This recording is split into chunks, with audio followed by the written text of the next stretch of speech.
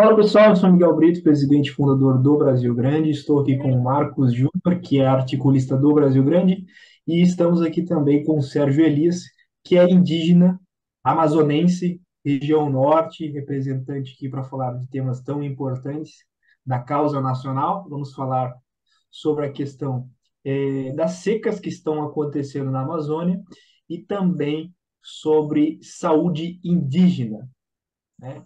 É, e assim, são temas, principalmente esse da saúde indígena, que não tem ampla divulgação, tem pouca literatura sobre. Então a gente trouxe o Sérgio aqui, que é membro do Brasil Grande da região do norte, do Amazonas, para poder falar sobre uma coisa que ele tem prioridade, né? Ele está vendo a coisa ali no dia a dia.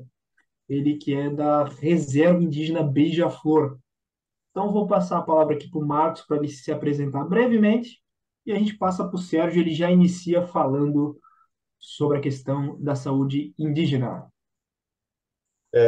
Bem, primeiramente me apresentando aqui, meu nome é Marco Júnior, sou articulista do Brasil Grande desde julho do ano passado, né?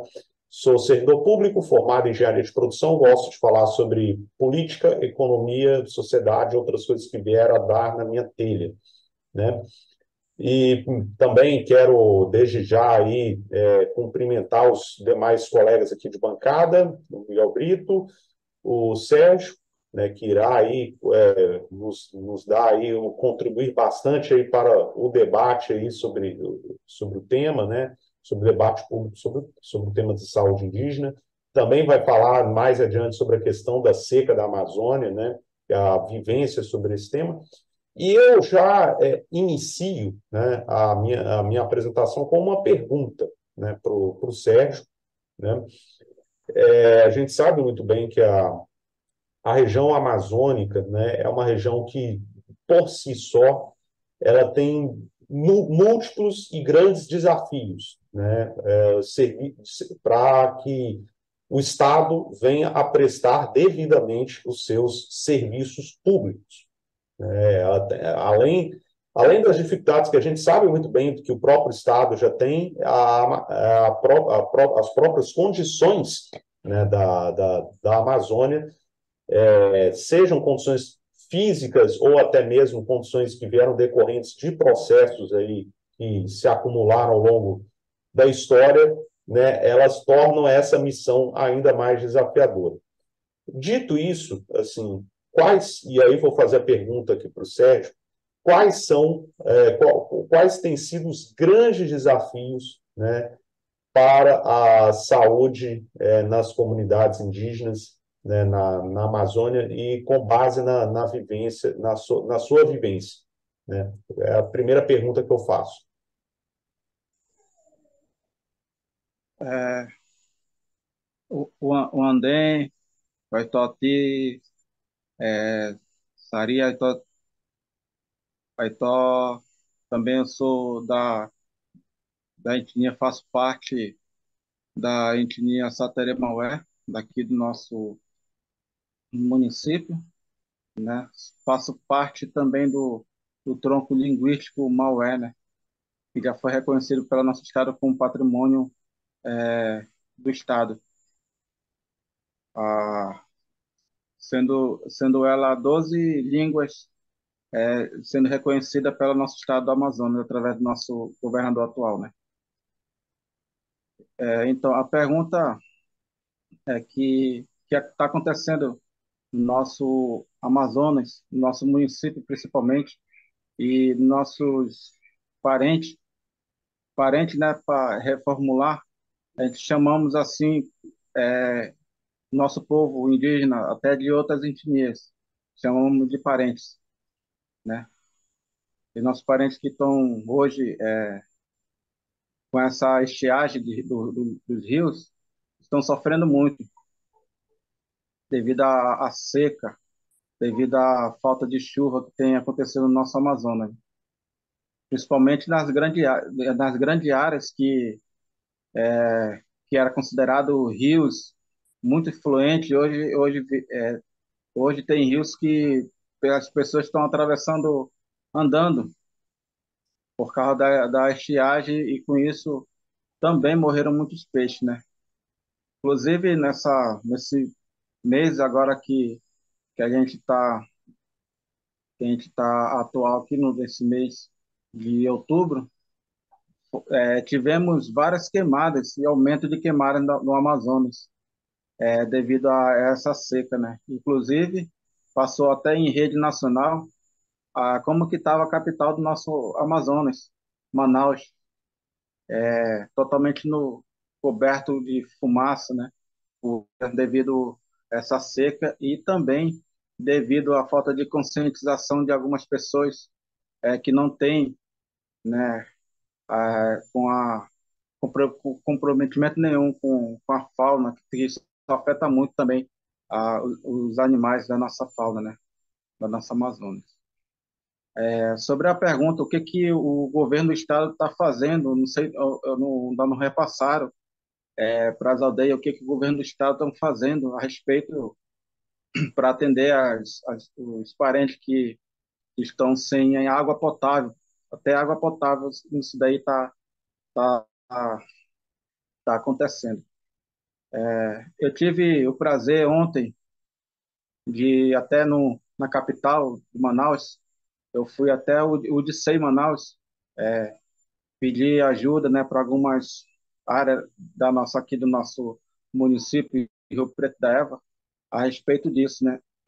E o trabalho do Dicei, eles estão fazendo um trabalho que é muito bom e eu tive o prazer de verificar isso de perto, uma das nossos anexos daqui, que são 5 beija-flor que temos aqui, né? E onde eu moro é a beija-flor onde é a base de todas, né?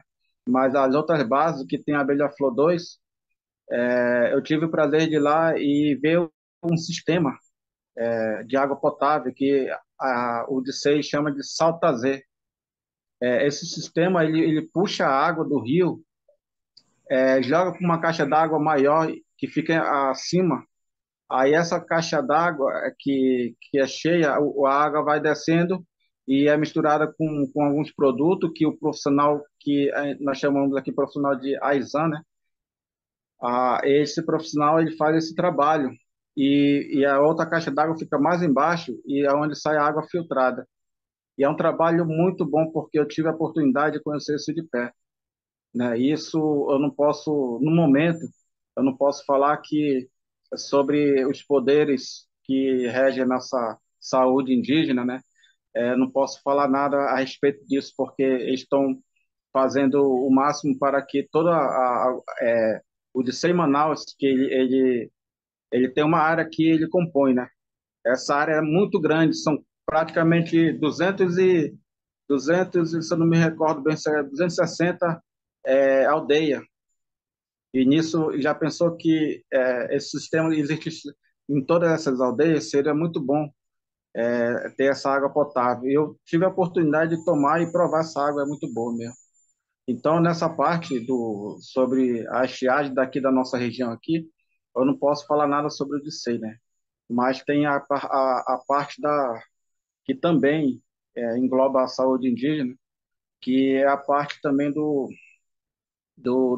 medicamento, né? Isso daí está praticamente em todos os polos base dos D6 da nossa região norte.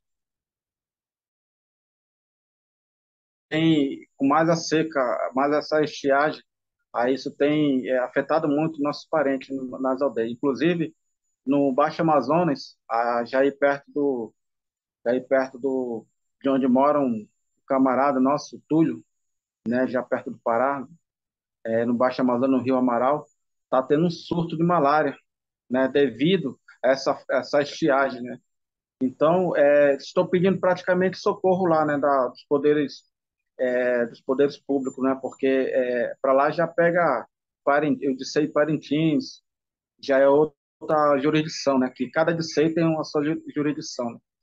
E sobre a saúde indígena, eu não posso falar que está em dia, está em falta. Está em falta em todo de sede, em todas as comunidades, falta de medicamentos. Isso daí, o que eu estou falando, não é uma estimativa, não.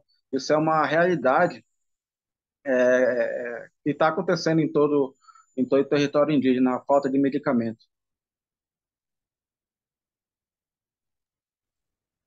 Perfeitamente, Sérgio. Bom, é realmente uma situação muito triste. A gente percebe que faltar água na região mais rica em água potável do mundo é uma situação extremamente complexa, né? E a gente vê que, poxa vida, você falando aí de jurisdição, de poder disso, poder daquilo, uma dificuldade muito grande de chegar às coisas, de fazer as coisas. E parece que é uma burocracia muito grande, né? Você tem que pedir permissão para isso, para aquilo outro, e no fim das contas a coisa não parece que não anda ou demora muito, é muito morosa. Bom, Marcos já me noticiou aqui que temos. Eu queria só ressaltar, Túlio, não cortando a tua conversa, né, sobre esse sistema Salta Z, né? Esse sistema Salta Z, ele já tem essas bombas destinadas para cada aldeia, já tá, o IDC já está destinada aí para essas aldeias. Mas só que tem várias aldeias que estão precisando desse sistema, né, de água potável.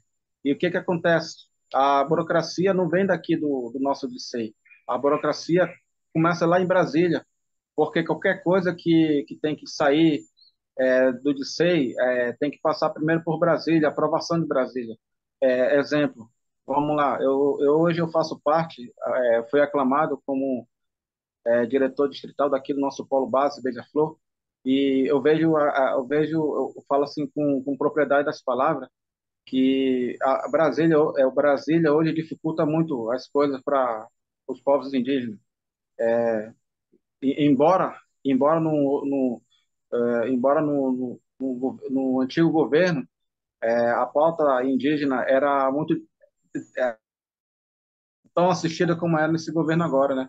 Mas mesmo assim existe essa parte da burocracia para liberar combustível, para liberar materiais, para ajudar, para liberar caixa d'água, para liberar transporte. Então tudo isso tem que passar por Brasília, pelo Ministério da Saúde lá. E essa burocracia acaba dificultando muito, ou seja, quando no caso aqui na nossa região, quando um parente está doente, precisando de uma remoção, de uma remoção com urgência e para ir direto para, sem passar pela CASAI, que é um sistema de apoio, uma casa de apoio, aí o paciente precisa ir direto, porque é uma causa de urgência e o motorista não, a viatura, a nossa viatura, ela não tem como é que se diz, esse respaldo de levar direto para o hospital, né? Tem que passar pela CASAI. Ou seja, é uma burocracia que acho que deveria facilitar muito a vida dos parentes, dos indígenas em geral. Eles dificultam muito, o Brasil dificulta muito as coisas para o indígena. Tudo é reduzido, ó, tem que ter muita. Mas ele tem que ter respaldo para poder sair, tem que mandar as demandas que vai para Brasília, tem que ir com antecedência, mas só que eles querem controlar algo que é impossível, é a doença. Ninguém pode controlar a doença de ninguém. Então, quando um parente, quando ele está sentindo ruim, ele já está de 1 a 2 dias para cair morto, porque ele não sabe o que que é isso. Ele não sabe buscar seus direitos, ele não sabe buscar a, a, a saúde, ele não sabe se expressar direito. Então, isso acaba acontecendo, de certa forma, essa dificuldade de Brasil acaba acontecendo, de certa forma, até levar à fatalidade de alguns parentes nas aldeias. Perfeito. Não, perfeito. Essa coisa da distância, ela é tão absurda que, só para que fique mais bem exemplificado, a distância de Brasília a Manaus é de 3.400, né, quilômetros. Mais ou menos a mesma distância entre Lisboa e Kiev, né, de Varsóvia, melhor falando. Então, uma distância continental, gigantesca. Então, como que Brasília tem noção do que acontece em Manaus? Não tem noção. E aí fica travando via burocracia, e no fim das contas, o que é necessário, o que é preciso para o povo indígena, acaba não acontecendo. Bom, vamos fazer uma breve pausa aqui e já trazemos o segundo bloco sobre o nosso papo. Beleza.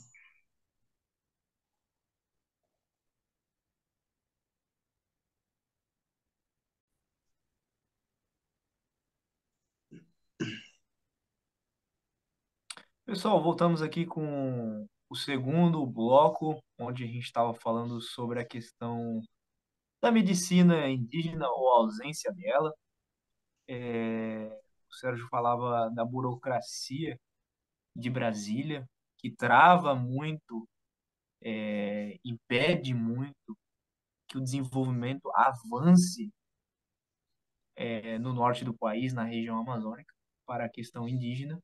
Então, tudo precisa de muita permissão, permissão de ONG, permissão do Estado, burocracia inútil que faz com que o Estado não chegue, né, onde deveria, né?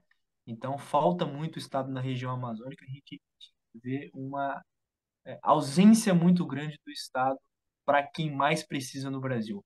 Não vamos esquecer a região norte, é a região com menor IDH do Brasil e também a região mais rica e mais pobre do Brasil, né? E eu vou passar aqui a palavra para o Sérgio. Gostaria que ele falasse o que ele falou para mim no privado sobre a questão de assistência médica nas reservas indígenas, nas aldeias indígenas, onde as pessoas, os assistentes médicos chegam, muitas vezes com boa intenção, na cara e na coragem, mas não chegam com o essencial, com o principal, que é o medicamento. Então, devido a essa burocracia, devido à falta de dinheiro, quer dizer, entre aspas, falta de dinheiro, né? Tem dinheiro para muita coisa, mas não tem dinheiro por essencial, que é levar desenvolvimento para a região que mais precisa de desenvolvimento. Certo. Só para constar aqui, eu queria, antes de responder a pergunta, como funciona o controle social na saúde indígena? Eu tenho um tópico aqui, portal ministerial GM/MS, número 3021, de 4 de novembro de 2020, que diz assim: dispõe sobre a organização do controle social do sistema de atenção à saúde indígena, coordenada pela Secretaria Especial de Saúde Indígena do Ministério da Saúde. Tá. Órgão colegiado na saúde indígena. Como funciona? Funciona assim, para alguns entenderem como funciona a saúde indígena. Ela não é, ela adota o mesmo sistema do SUS, mas só que é uma saúde diferenciada, né? Então vamos lá. Vem assim, os órgãos colegiados na saúde indígena. Vem conselheiros locais de saúde indígena, que é se chama, tem a sigla CLCI, Conselheiro Distrital de Saúde Indígena, que já vem um condizo, Fórum de Presidente de Conselho Distrital de Saúde Indígena, que é o condizo também, que é respeitado pela entidade. Mais abaixo vem composto apenas por indígenas. Os conselheiros locais ele é composto só por indígena. O que que é essa vaga de conselheiro local? E a AIS significa agente agente indígena de saúde. Aí vem o conselheiro distrital, que aí vem da saúde indígena. Aí mais abaixo do conselheiro distrital, no caso eu, mais abaixo vem composto peritariamente. Aí vem 50% dos usuários, do gestor, prestador de serviço na área da saúde indígena, no caso de SEI.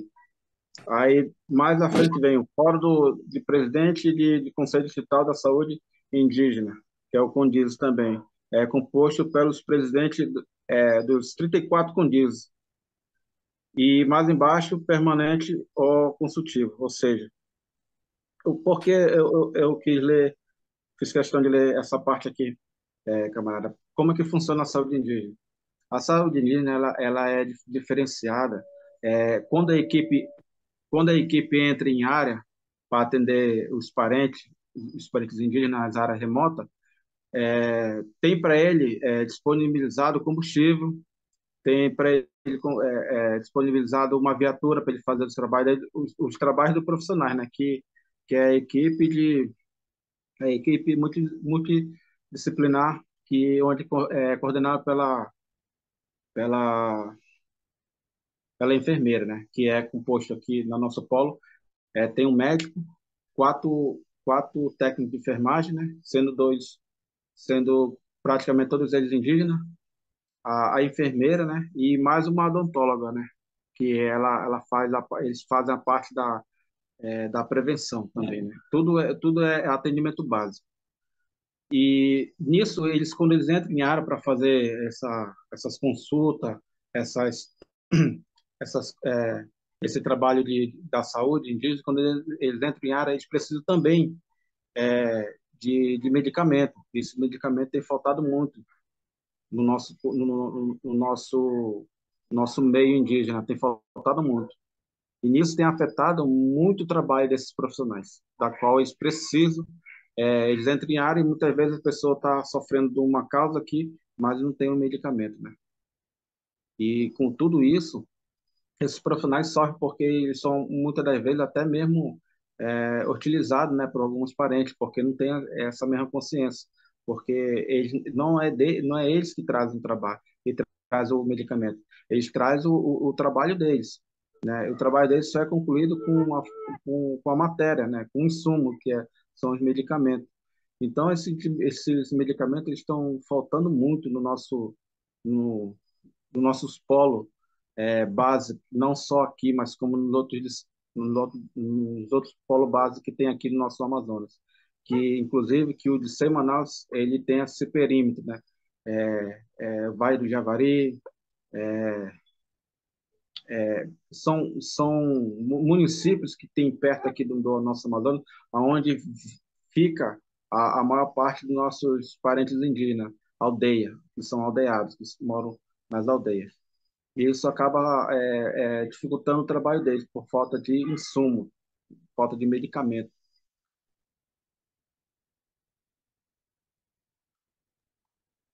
Perfeitamente, camarada. Eu vou passar aqui a palavra pro Marcos para que ele possa também contemplar com uma pergunta.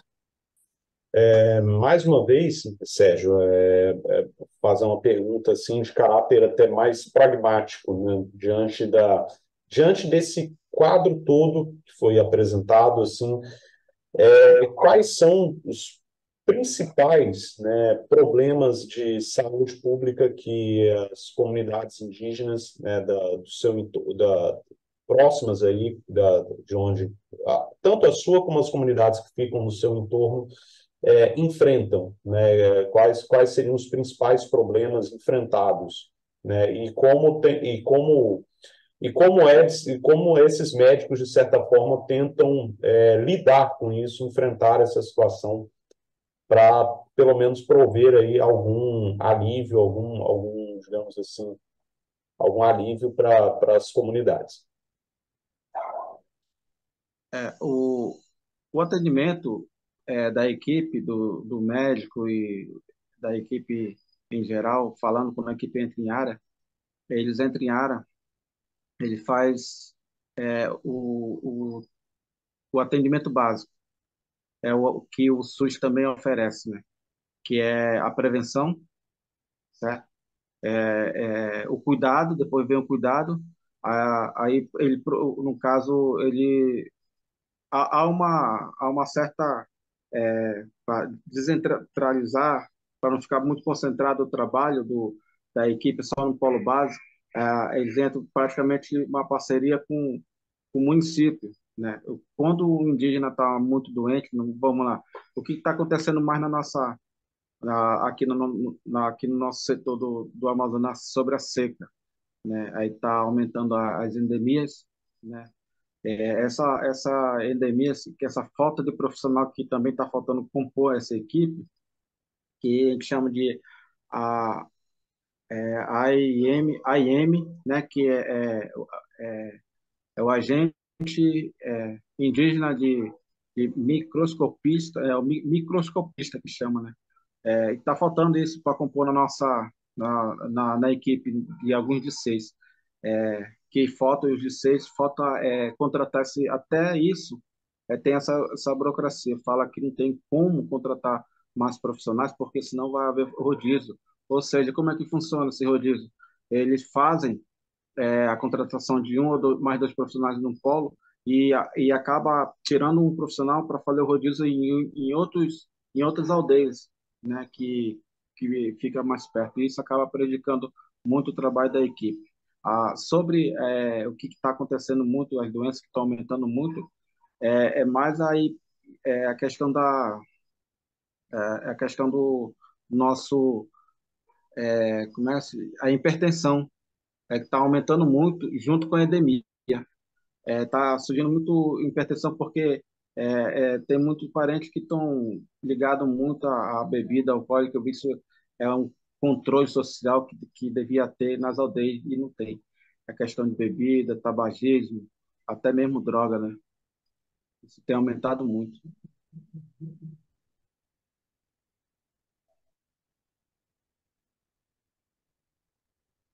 Complicada a questão, então, porque o indígena muitas vezes é visto como o indivíduo que não pode fazer as coisas que gostaria, né, para o Sim, mundo. Então, muitas vezes ele é castrado, limitado, né? O indígena não pode ter carro, o indígena não pode ter celular, o indígena não pode isso, não pode estudar, ele tem que ser índio, né? É assim que se sim. fala. Então, mas aí quando é para coisa ruim, né? Por exemplo, droga, bebida, aí pode, aí tá liberado, né? Aí o Estado não faz o devido controle. Então tá liberado ser índio que tá lá na oca, né?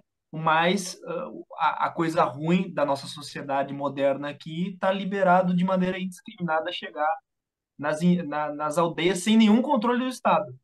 Então, o Estado brasileiro permitindo é, as, as coisas chegarem para os indígenas de maneira indiscriminada. As coisas ruins, as coisas boas, que é o autodesenvolvimento, o índio querer se desenvolver economicamente, por que não, intelectualmente, isso aí não está liberado, porque daí é deixar de ser índio.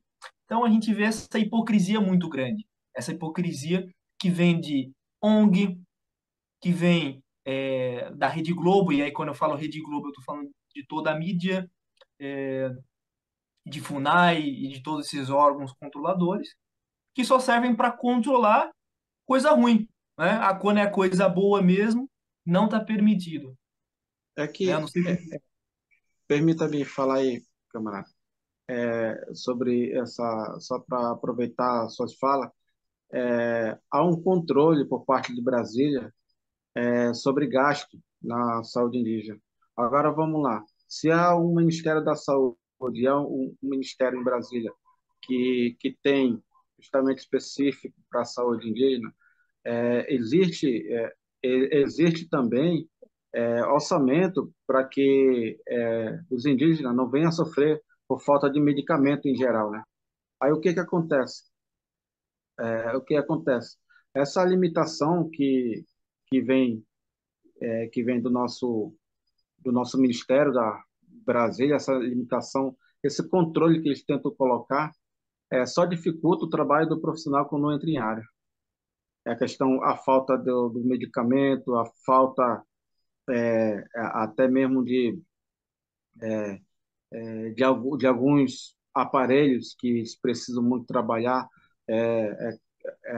do profissional. Vamos lá, o médico ele precisa ter ele precisa ter um, um instrumento para trabalhar, para poder mandar fazer o, os exames, o caminhamento, assim como nossa tem o odontológico, que ele precisa também do material para trabalhar, os insumos, a máquina para trabalhar, para extrair, para limpar, porque se é o atendimento básico, então tem que ter a prevenção em primeiro lugar.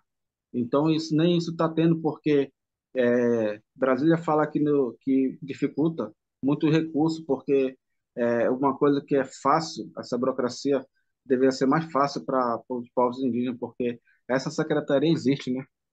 E eles têm que olhar com mais carinho para os povos indígenas, de modo geral. Perfeitamente. Gostaria que o Marcos agora trouxesse alguns dados. Ele vai compartilhar a tela ali com a gente. Vai trazer alguns dados sobre a questão A seca. climática. A seca. Está muito envolvida com o evento climático El Niño, tá? Sim, E com isso dificulta muito as chuvas na região amazônica, que são conhecidas justamente para que isso não ocorra, né, esse tipo de seca. Então, é bem complicado essa questão, mas assim, os especialistas falam que ainda não tem como comprovar que isso está ligado, essa questão do El Niño, né, com a questão humana, né? É uma questão puramente de aquecimento natural da Terra, né? Do planeta Terra. Por favor, Marcão. Bem, né, nós já entrando aqui na temática aqui da seca da Amazônia, né, é um tema que está sendo aí recorrente na mídia, né, a respeito, né, da situação. É uma seca bastante intensa, já está se arrastando há alguns meses, né? A estação, inclusive, pelo que eu vi, a estação chuvosa, a própria estação chuvosa na Amazônia, nesse ciclo 2022 para 2023, já foi, em geral, abaixo da média, né? Se você for observar isso aqui é dados aqui, eu estou mostrando aqui um mapa aqui da anomalia de precipitação em nível global. A região amazônica é essa daqui, onde eu estou apontando, que o mouse, né? Então, se você vai notando aqui, janeiro, fevereiro, março, já a partir de março, né, já vai se configurando uma anomalia negativa de chuva, né, que é marcada por essas cores aqui em amarelo, indo para vermelho e rosa, né? Então, desde pelo menos assim, já pelo menos março, né, já se estabeleceu, né, de uma forma contínua, né, um padrão de chuvas abaixo do esperado para esse período. E é uma situação que vem se arrastando, né, há vários meses, como vocês estão vendo aqui, maio, junho, julho, agosto, setembro, que já seria um mês que, em tese, deveria voltar a ser o mês de chuva, também foi um mês abaixo da média, e outubro também está sendo, até vou pegar aqui os dados aqui do CPTEC-INPE, né? Outubro tem sido um mês de chuva abaixo da média também, né? E, consequentemente, se você não tem chuva, como a questão das temperaturas, ela tem uma relação direta com as chuvas, né, na região amazônica, quando não tem esse fator chuva, as temperaturas estão bastante elevadas, inclusive mesmo para os padrões da região, né? A gente tem visto aqui, se você olha pelo mapa, tirando algumas regiões aqui no Acre, né, esse extremo, essa pontinha aqui do Tocantins, todas as regiões têm temperaturas as médias, as máximas até agora, no mês de outubro, têm sido acima dos 34 graus, com regiões acima dos 36 graus. Bem, saindo um pouco dos dados e indo para a questão, né, da própria situação em si, né, e aí eu vou pegar aqui imagens, né, acho que essa aqui é bem, digamos assim, emblemática da situação, né? Capital Manaus, né, amanhecendo coberta de fumaça vinda das queimadas, né? E inclusive teve um registro bem, bem triste, de que é a cidade que registrou a pior qualidade do ar do mundo, né? Por conta dessa fumaça. E, como já foi mencionado aqui, há fatores, né? Nós estamos aí com o El Niño em curso, né? Nós estamos com um fator El Niño em curso, né? Esse está mostrando aqui, mostrando mais imagens aqui para vocês, né? Um El Niño que já está em curso desde junho deste ano, né? E é com perspectiva de se tornar um super El Niño, então, ou seja, seria um evento aí muito semelhante semelhante ou até mesmo maior do que o evento de 97 a 98 e de 2015 a 16. Dito isso, né, e aí eu vou fazer aqui a pergunta para o Sérgio, né, como tem assim, qual tem sido quais têm sido os grandes desafios em loco, né, na região diante desse cenário tão complicado, né, para a Amazônia, né, e para a região onde o senhor mora, né? Eu gostaria de saber. É, é, o, o compatriota aí falou uma palavra bonita, para não dizer uma palavra mais complexa, que é esse grande desastre que está acontecendo na Amazônia, né? A gente vê aqui no dia 28, no dia 24 de outubro de 2010, chegou a descer, Rio Negro, né? Chegou a descer 13,63 metros. Na época foi considerada a seca mais severa, né? Na época foi considerada a seca mais severa. E já essa semana, né, o Rio Negro, né, que é como é conhecido pelas águas escuras, é a extensão de 1 quilômetro, 1,700 quilômetros, o rio de extensão que tem. O Rio Negro alcançou a marca, no caso hoje, alcançou a marca de 13,59 metros, ou seja, está sendo a maior seca no Amazonas. Já se passou 13 anos e já está sendo a maior seca do Amazonas, né? Ou seja, o que a gente vê, esses dados, não se compara nem um pouco em relação o que está por vir, esse desastre ambiental que está acontecendo na nossa Amazônia. O que o poder público está fazendo para ajudar nossos ribeirinhos, até pessoas que moram na, nessas margens dos rios que estão secos? Qual é essa ajuda humanitária que está acontecendo?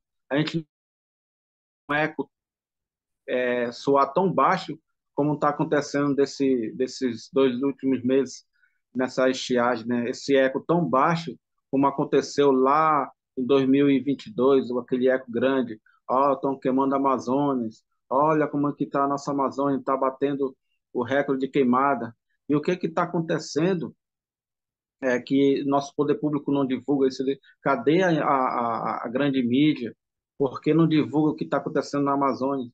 Sobre essa estiagem, sobre as queimadas que estão acontecendo, né? E até mesmo a população que tanto falaram lá, sobre a população indígena Anomami, que vive o grande norte do nosso mapa aqui, e que deveria ser assistido também, que está acontecendo, o que foi divulgado e ainda continua. O que está acontecendo com a nossa mídia? Por que não mostra a realidade que está acontecendo? Por que eles fazem isso? Eles encobrem a realidade para que a população não venha a saber dos fatos, do que está acontecendo. Sobre o que está acontecendo na nossa Amazônia, isso daí a gente vê muito nossos povos que falando, os mais antigos falando, isso tudo é culpa do ser humano mesmo. Isso é tudo culpa dessas ONGs que vêm extraindo nosso rio. Inclusive, está vindo para cima de nós algumas ONGs querendo calar, né, a fala de algumas pessoas indígenas que querem desabafar o que está acontecendo nas suas terras. Eu conheço, eu, não- eu, eu conheço uma pessoa que é do Alto Rio Negro, que ela me falou no privado que ela passou de ser uma ativista contra essas ONG que atua dentro da, do Alto Xingu, ela parou de falar dessas ONG porque ela começou a receber ameaças da família dela. Então, isso é muito um fator muito agravante, onde o nosso movimento indígena, ele não tem que olhar só para o lado político, que tem que olhar para o lado também humanitário dos povos indígenas que vem sofrendo, né, com essa estiagem, com com essas ONGs que atacam a nossa Amazônia, né, tirando nossos recursos.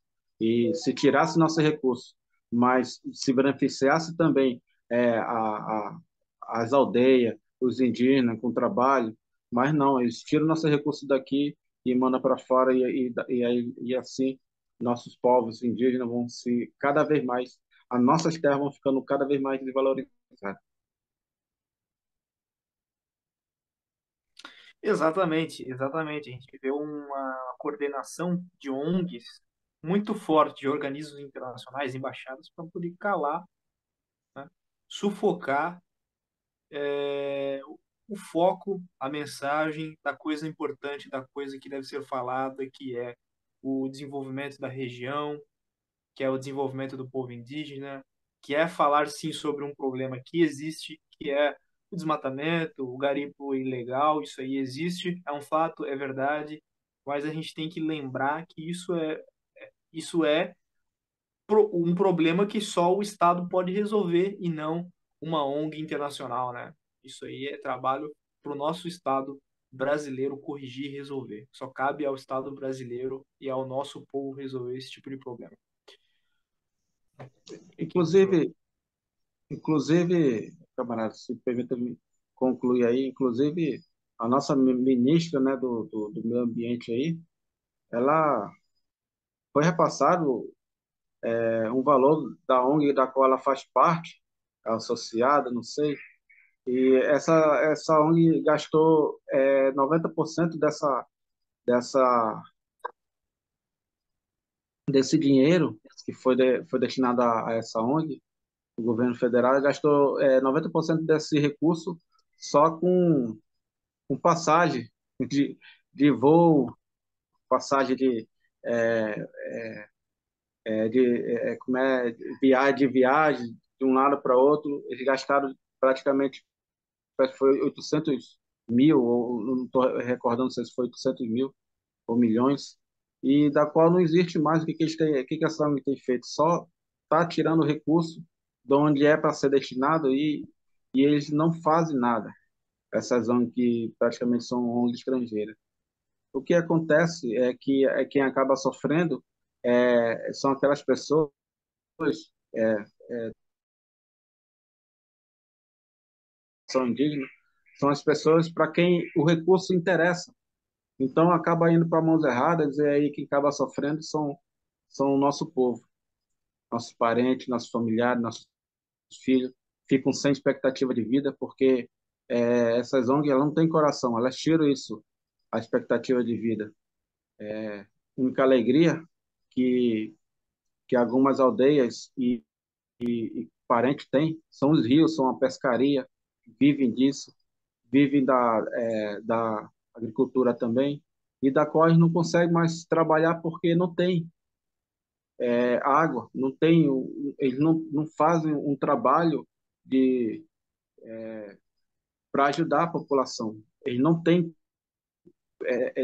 um plano de trabalho para esse tipo de situação que está acontecendo na nossa Amazônia. E nem mostram, né, o plano de trabalho para que isso venha a melhorar. Como já disse anterior, existe um sistema de água potável que puxa dos rios, se chama Saltazê, da qual esse sistema, o Licei, está disponibilizando para algumas comunidades que está mais afetada nessa parte, né? do, Através do setor CELOG, onde eu tive o prazer de conhecer o chefe dele, que é o Rafael, e eles estão fazendo o máximo para que essas 12 bombas que ainda tem lá nesse setor CELOG, eles possam chegar até essas populações da qual estão destinadas já aí, e eles venham não sofrer mais com tanta água potável, principalmente, né? Que com essa estiagem aí é o que está mais faltando nas aldeias, essa falta de água potável, né? Sim, a ONG, Instituto de Pesquisa Ambiental da Amazônia, IPAM, ligada à ministra do Meio Ambiente, Marina Silva, recebeu 35 bilhões de reais do Fundo Amazônia em 2022 e gastou 24 milhões desse montante com consultorias e viagens. A Alemanha e Noruega são os maiores doadores do fundo. Então, assim, o dinheiro que a gente recebe da Amazônia, do Fundo Amazônia, da Alemanha e da Noruega, que são os dois maiores doadores, fizeram doações para esse fundo, e esse fundo destinou esse dinheiro para uma ONG ligada à pessoa da Marina Silva, que é a atual ministra do Meio Ambiente, na qual foram 35 milhões, e desses 35 milhões, 24 milhões, tá, foram gastos com viagens e consultorias. Bom, basicamente a gente sabe que esse dinheiro foi para o bolso de alguém. A verdade é essa, né? Então, um grave conflito de interesses aqui. Isso foi falado na CPI das ONGs pelo diretor, pelo,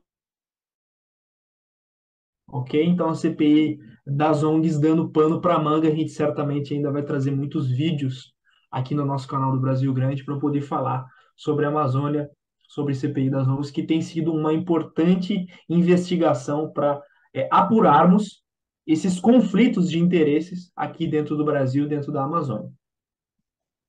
E o Sérgio, antes de finalizar, né, o Sérgio perguntou por que que lá no período Bolsonaro, de 2019 a 2022, se criticava muito a gestão do Bolsonaro e dos ministros envolvidos na Amazônia, né? Todos eram muito criticados da gestão da Amazônia. E por que que agora não tem a mesma crítica? Bom, é muito simples, né? É muito simples. O pessoal que está de olho na Amazônia tem claramente uma pré-seleção, né? Tem um preferido. Não à toa o Lula teve muita ligação, é, uma ligação assim, difícil de explicar, né? No mínimo, para a gente ser bem camarada com o Lula, com países europeus e com os Estados Unidos. A verdade é essa. Foi lá no Parlamento Europeu, foi elogiado pelos europeus, então foi selecionado a dedo, foi colocado a dedo, e a crítica que caía sobre o Bolsonaro não é a mesma que cai sobre o Lula. Né? Afinal, existe Sônia Guajajara, existe Marina Silva ali nos ministérios para poder fazer essa boa imagem para o internacional, quando na verdade aqui dentro, internamente, nada é resolvido. O Sérgio explanou aqui sobre a questão de infraestrutura, a questão da medicina, a questão das ONGs, do subdesenvolvimento. Por isso, eu agradeço ao amigo Sérgio, indígena da região de Manaus, né, Rio Preto da Eva, da comunidade Beija-Flor, que é participante do nosso Movimento Brasil Grande. Agradeço também a presença do Marcos. Foi um bate-papo bacana de falar e eu espero muito que as coisas melhorem, porque precisam melhorar.